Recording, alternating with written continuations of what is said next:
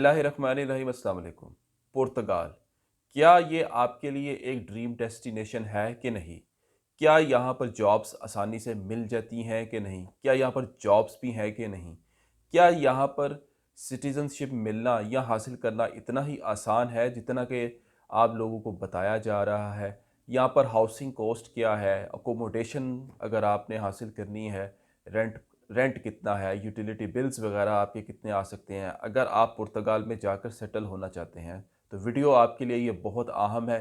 तो बराए मेहरबानी वीडियो को पूरा देखिएगा, एक भी पार्ट इसका स्किप ना कीजिएगा, क्योंकि मैंने ईच एंड एवरी डिटेल आपको पोर्चुगल के बारे में जो है बतानी है। एज़ यूजुअल रिक्वेस्ट के जी आप चैनल को सब्सक्राइब करें और बेल आइकन पर ज़रूर क्लिक कर दीजिएगा।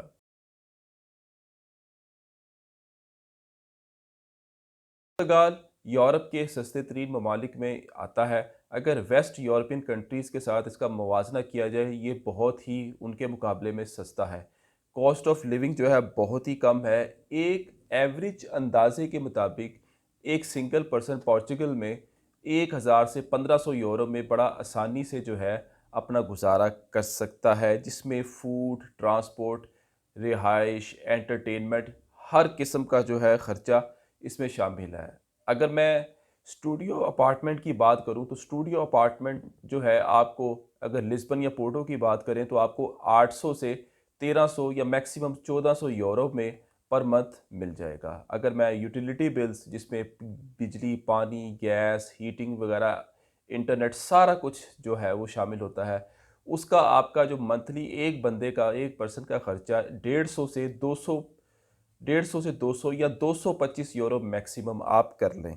अगर मैं पब्लिक ट्रांसपोर्ट की बात करूं, तो पब्लिक ट्रांसपोर्ट में जो है एक सिंगल पर्सन का मंथली खर्चा 40 से मैक्सिमम 60 यूरो आ सकता है, इससे ज़्यादा नहीं। तो इस लिहाज से पोर्चुगल जो है दूसरे यूरोपियन ममालिक की निस्बत रीज़नेबली सस्ता है। जॉब्स की जो अपॉर्चुनिटीज़ हैं वो सिटी टू सिटी वेरी करती हैं। अगर मैं लिस्बन और पोर्टो की बात करूँ, तो यहाँ पर IT professional, IT engineer, software developers और डाटा एनालिस्ट की बहुत ज़्यादा जॉब्स हैं। इसके अलावा पुर्तगाल जो है होटल इंडस्ट्री और टूरिज़्म एंड हॉस्पिटैलिटी मैनेजमेंट का जो सेक्शन है पोर्चुगल में बहुत ही अहम है, और इसमें बहुत ज़्यादा जॉब्स हैं। होटल्स में बेशुमार जॉब्स हैं, रेस्टोरेंट्स में भी बहुत ज़्यादा जॉब्स हैं। टूर एजेंसीज़, जो ट्रैवलिंग एजेंसीज़ होती हैं, इस हवाले से भी बहुत ज़्यादा पोर्चुगल में जॉब्स हैं, क्योंकि ये एक टूरिस्ट डेस्टिनेशन है, यहाँ पर टूरिस्ट बहुत ज़्यादा आते हैं। लेकिन इस हवाले से ये एक बात ज़हन में रहे कि जब यहाँ पर सर्दी बहुत ज़्यादा होती है, तो टूरिज़्म और हॉस्पिटैलिटी की जो जॉब्स हैं वो बहुत ज़्यादा कम हो जाती हैं, या ऑलमोस्ट कुछ अरसे के लिए बंद ही हो जाती हैं। इसके अलावा पोर्चुगल में health care workers, teachers, banking, construction और एग्रीकल्चर के हवाले से भी जो है पोर्चुगल में काफ़ी जॉब्स पाई जाती हैं।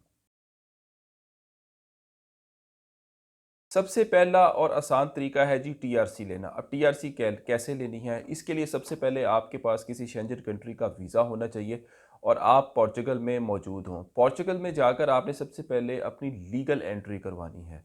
जब आपकी लीगल एंट्री हो जाए, फिर आपने अपनी फ़ाइल को लॉक करवाना है। फ़ाइल को लॉक करवाने से पहले कुछ चंद डॉक्यूमेंट्स दरकार होते हैं, वो आप सबको पता है, लेकिन मैं रिपीट कर दूँ।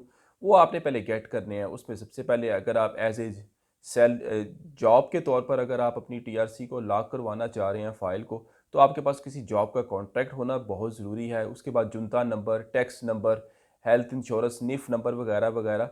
मैं इनकी डिटेल्स में नहीं जाऊँगा। ये सारे डॉक्यूमेंट्स जो हैं आपने पहले गेट करने हैं। फिर गेट करने के बाद आपने पोर्चुगल के इमिग्रेशन डिपार्टमेंट में अपनी फ़ाइल को लॉक करवाना है। जब आपकी फ़ाइल लॉक हो जाएगी, जो कि ईज़िली हो जाती है, उसके बाद आपको वो एक रेफ़रेंस नंबर या कोई लेटर दे देंगे, वो आपने सँभाल कर रखना है। अब आप पुरसुकून हो जाएँ, अब आप पुर्तगाल में ईज़ी होकर रहें, काम करें, काम ढूँढें, जो मर्ज़ी करें, लीगल एक्टिविटीज़ करें।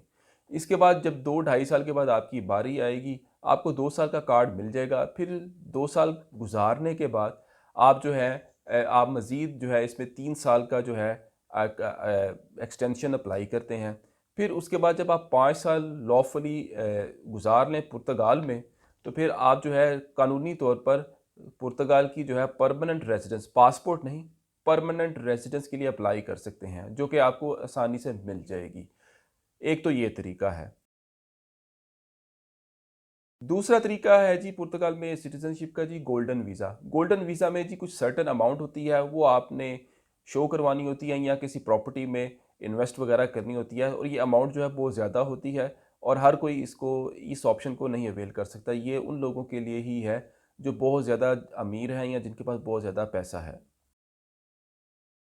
तीसरा तरीका है जी रेजिडेंसी का जी ईयू का ब्लू कार्ड। इसके लिए आपको हाईली क्वालिफाइड होना ज़रूरी है, वेल क्वालिफाइड हों आप और वेल एक्सपीरियंस्ड हों। इसके साथ साथ आपके पास किसी भी पोर्चुगल की कंपनी, ऐसी कंपनी की जॉब ऑफ़र होनी चाहिए जो कि एक सर्टेन अमाउंट तक आपको सैलरी शो करे। ये बहुत ज़रूरी है इस ईयू ब्लू कार्ड हासिल करने के लिए। पुर्तगाल में ना ज़्यादा गर्मी होती है और ना ही ज़्यादा सर्दी। मौसम इनका दरमियाना सा ही होता है। अगर मैं कॉस्ट ऑफ लिविंग की बात करूँ तो ये दूसरे यूरोपीय ममालिक की निस्बत ये बहुत सस्ता है। पुर्तगाल का हेल्थ केयर सिस्टम भी अच्छा है, यहाँ का एजुकेशन सिस्टम भी ठीक है। पुर्तगाल में नेचुरल ब्यूटी बहुत ज़्यादा है। यहाँ के पहाड़ और गाँव जो हैं बहुत ही खूबसूरत हैं और देखने वाले हैं। लैंग्वेज जो है पोर्चुगीज़ इनकी मेन लैंग्वेज है, लेकिन इंग्लिश जो है बहुत ज़्यादा यानी कि वाइडली बोली जाती है और समझी भी जाती है। लेकिन मेन लैंग्वेज जो है इनकी पोर्चुगीज़ ही है। इसके अलावा यहाँ पर स्पेनिश, जर्मन और फ्रेंच लैंग्वेज भी बोली जाती है। ये थी जी हमारी एक पुर्तगाल के हवाले से एक छोटी-सी बर्ड्स आई व्यू कि जी पुर्तगाल में अगर आप सेटल होना चाहते हैं तो ये चीज़ें, आपका खर्चा वगैरह आ सकता है, प्रोसेस वगैरह ये है। रेज़िडेंसी हासिल करने का तरीकाकार ये है। कोई इस हवाले से आपके ज़हन में सवाल हो तो आप मुझसे ज़रूर कर सकते हैं। वीडियो को लाइक करें, शेयर करें। अब तक के लिए इतना ही। अल्लाह हाफ़िज़।